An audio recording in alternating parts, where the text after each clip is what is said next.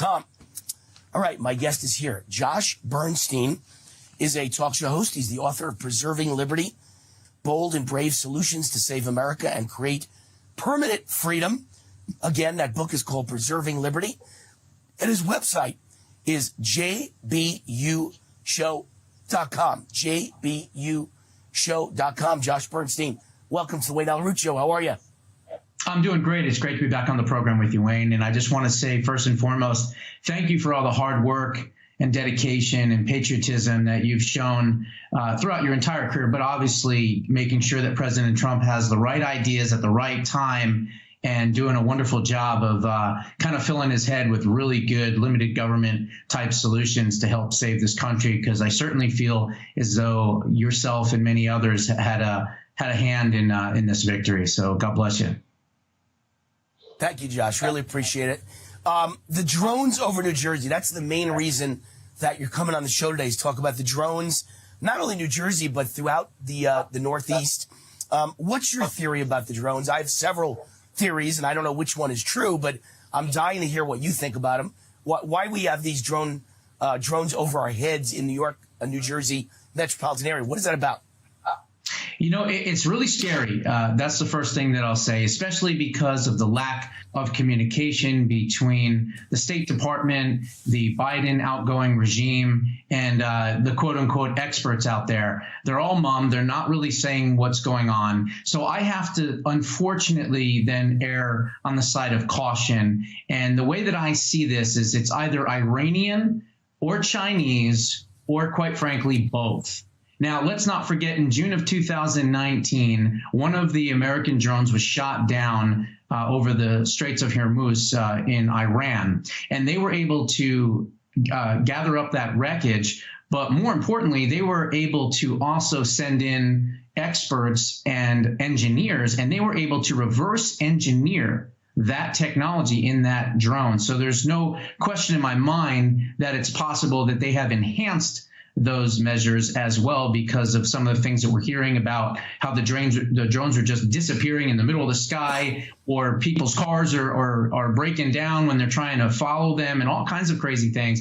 The other is, of course, China. And in my book, Preserving Liberty, the China Syndrome, chapter 6, I believe is what it was, I talk about the spy balloons and how they were traversing the United States of America for a very long time in 2023. So if you put those two together and you ask yourself, okay, who has the financial whereabouts to do an operation like this? That would be China. But also, is Iran, because they have five assassination teams that are still active, that are trying to, get to President Trump.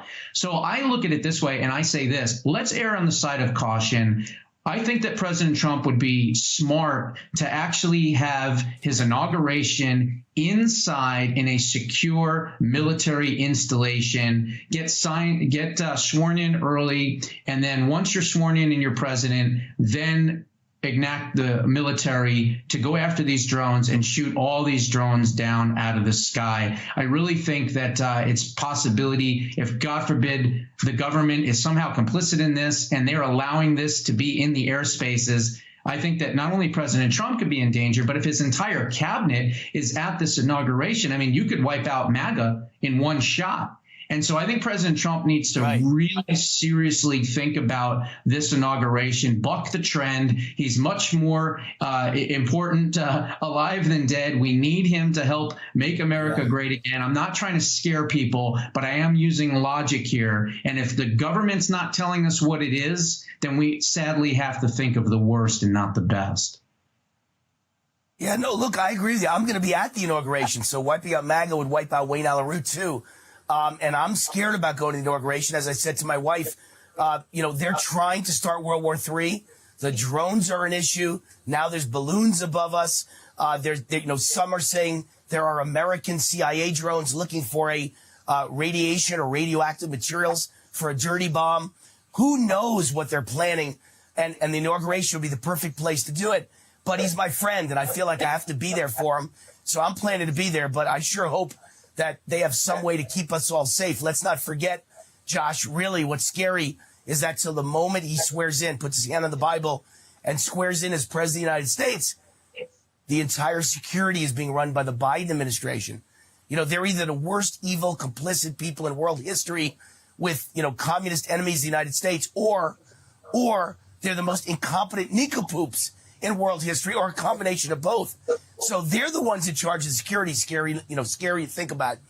How is it possible, if you're right, and they're Iranian drones or Chinese drones, how is it possible that they're not shooting them down, chasing them away, threatening Iran and China?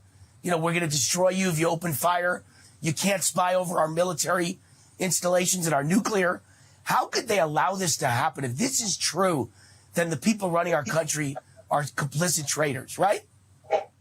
Absolutely. And look, I'm going to say something. I'll try not to be too controversial, but that's what I've done throughout my whole career, which is why I'm not on social media and had to write the book, Preserving Liberty, to get around that censorship. But I will say this. Look, they have tried to impeach him not once. They have tried to impeach him twice. They have tried to set him up. They've tried to entrap him through January 6th. They have tried to do all these different things. And now they've even tried to assassinate him. I'm not saying it's the actual government, but I'm saying people have tried to take pot shots at him and tried to kill him. So my thought process is, we already know that this is an extremely China-centric administration that we just have to, unfortunately, live through the last 4 years.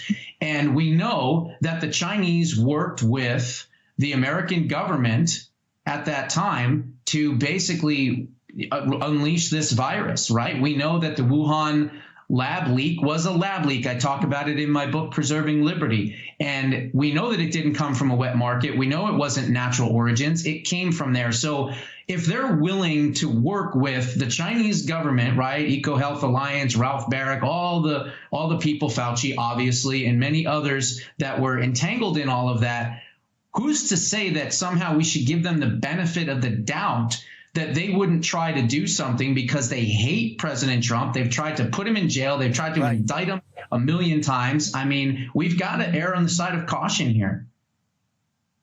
I'll tell you the scariest thing about all this. You know what that is? Not that the enemy is flying above us, if that's true, and they don't seem to care, and they're telling us don't worry about it, and they're doing nothing about it.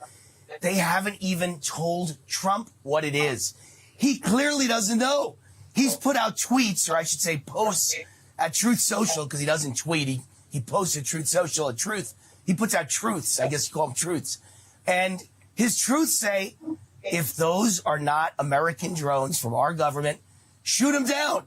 But tell the American people, are they ours? How come he doesn't know? As the incoming president-elect, how is he not getting national security briefings, Josh?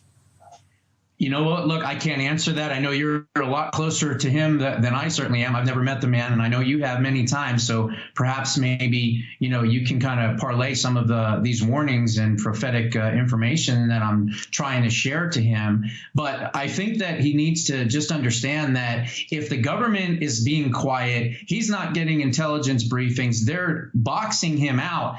And this is allowed to happen in our airspace. Let's go to that fact that these drones, whether they're Chinese or Iranian or both, they are in our airspace. And by the way, these are not Best Buy. These are not Radio Shack. These are the size of dining room tables, as Sean Hannity pointed out a couple of days ago, small cars, SUVs, and they're flying around in our skies with no one doing anything about it. So that's really, really terrifying when you think about it. It is. And the good news is Josh has some solutions. Got a great book out.